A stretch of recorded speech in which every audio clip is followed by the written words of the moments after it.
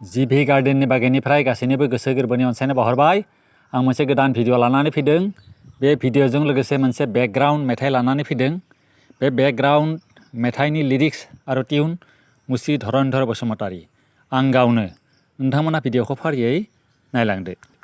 फैदो जिभि गार्डेनखौ एसे नायगिदिंनोसै। बिबार गोरलै दासो बारफुहांनाय सान्दुङाव लरहायगोन नोंनि गोमोथाव महरा। थारैनो नोंनि गोमोथाव महरा सान्दुङाव लरहायगोन।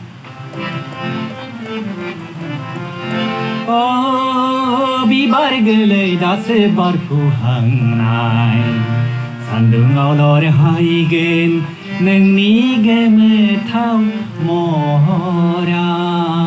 सान्दुङाव लरहायगोन नोंनि गोमोथाव महरा।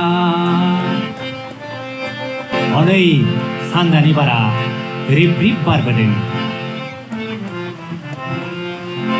सानजानि बारा रिब रिब बायलाङो आंनि लोरबां गोसोखौ लासैहाय जांख्रिखांना।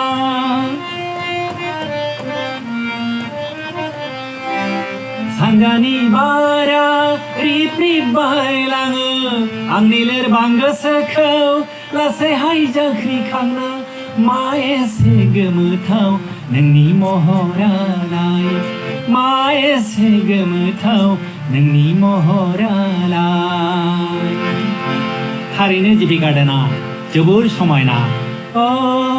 बिबार गोरलै दासो बारफुहांनाय सान्दुङाव लरहायगोन नोंनि गोमोथाव महरा। सान्दुङाव लरहायगोन नोंनि गोमोथाव महरा।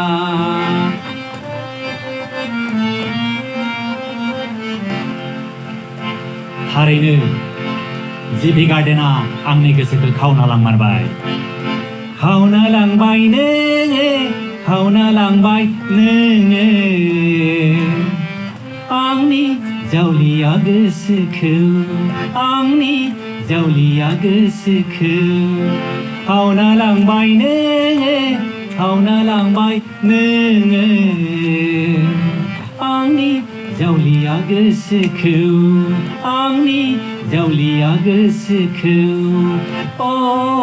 बिबार गोरलै दासो बारफुहांनाय सान्दुङाव लरहायगोन नोंनि गोमोथाव महरा।